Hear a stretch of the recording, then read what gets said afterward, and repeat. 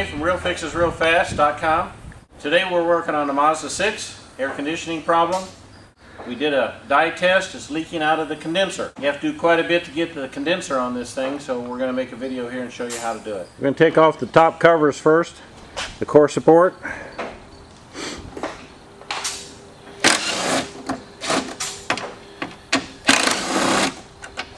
There's only about 16 bolts for this.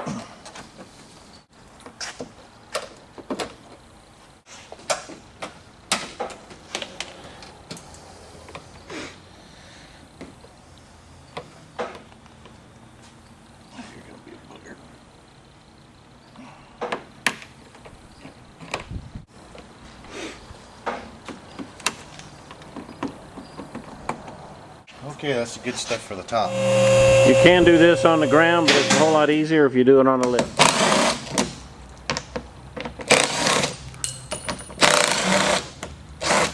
Most of this lower cover is either 8 or 10 millimeter bolts.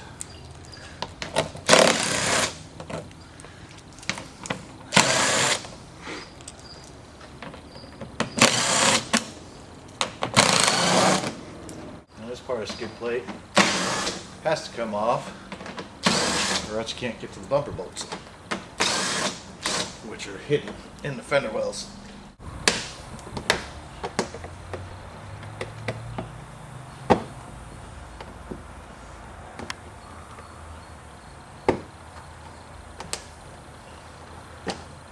You got to take the wheel well clips out so that we can get this front skin of the bumper off. Now once you get your wheel well cover off, back, there's one little bolt right up here that you have to take off, and that holds the skin on. Yeah, that holds the whole bumper assembly on. Since I've gotten the all the top bolts off the core support, this one, and there's one on the opposite side that's in the same location. Once you pull those off, the whole front bumper will come off.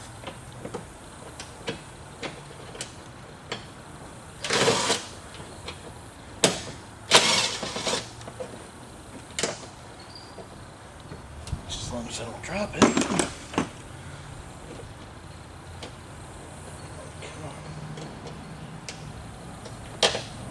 That's one.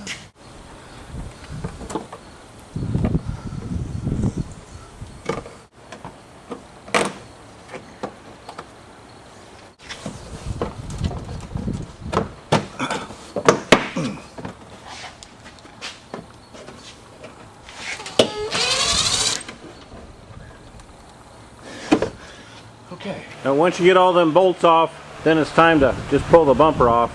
It comes all off as one piece.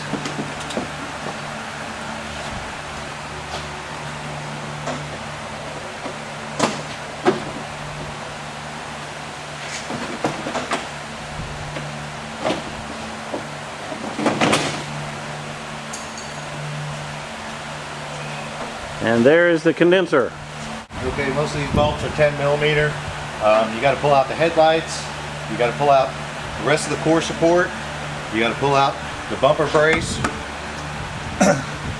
And that should be it. Then we should be able to see our condenser completely.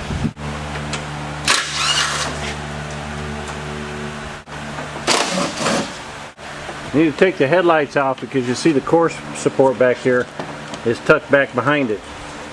This whole core support's going to have to come off to get the condenser out.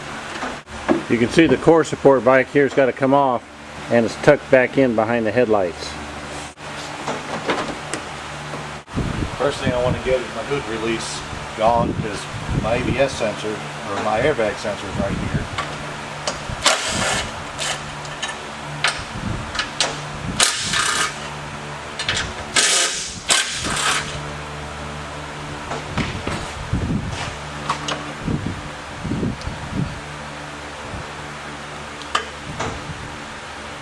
Hopefully it won't set it off.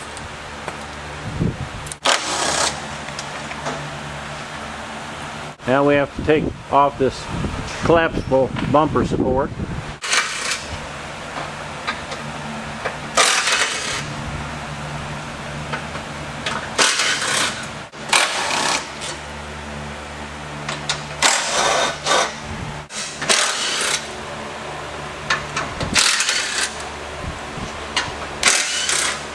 This core support's going to want to sag on you, so if you come up here and put one of these bolts back in just to hold it,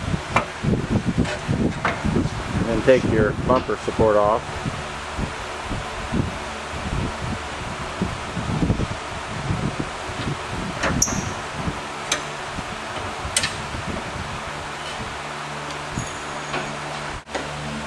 Now the condenser is accessible, but you still can't get out of there until we take off the core support.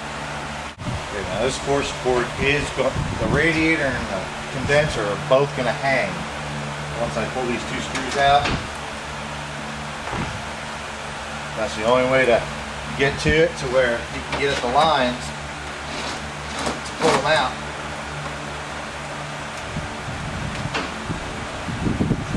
Go ahead and take these wires off.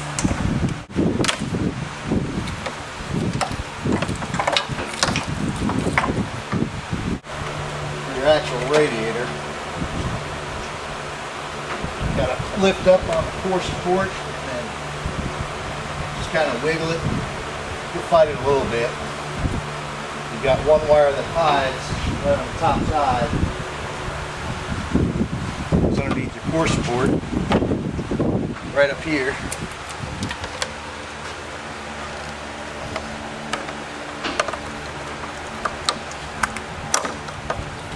Pop it off and disconnect it.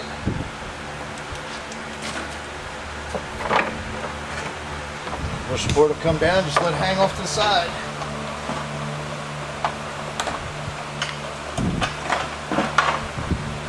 There's your condenser. You can let the core support hang over here because you've got your hood release cable, so rather than have to take all that loose, just let the thing support over there. And you've got your two lines. You use a wrench on one, they're 8mm.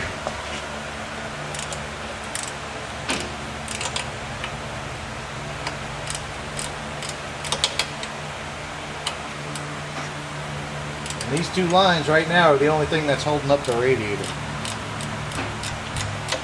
Once I take these loose, it'll start to sag even more. Now if you notice on the bottom of the radiator here, you've got these feet. They will go down there in the bottom of the core support, one on each side, when you put it back in.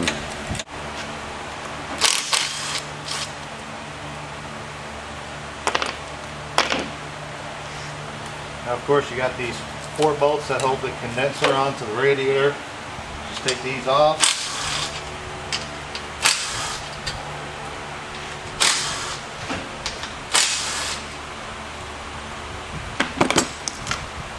I've already got both my lines off. Just got to wiggle it off. And the condenser's ready to come out.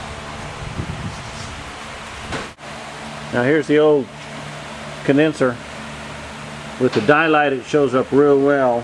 You can see it on the video too. There's some of the oil dye mixed in with the oil. It's leaking right there.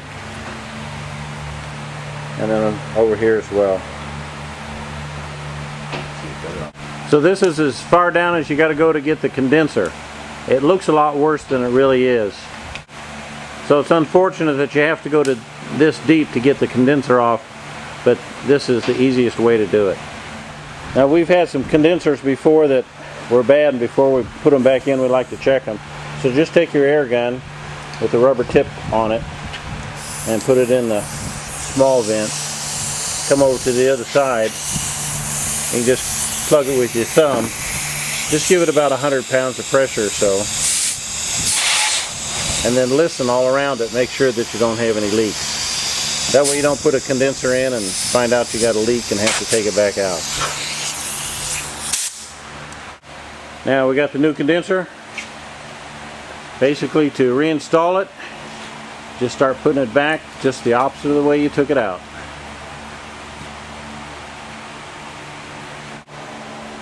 Now something to remember is when you go to put this condenser back on, put your condenser, get it mounted, and get your lines all hooked up and everything before you put your bumper back on. Some might think, well, I'll get it all on, all the bumper back on, and then hook the lines up. It's going to be much easier if you'll just hook up the lines now before you put the bumper on.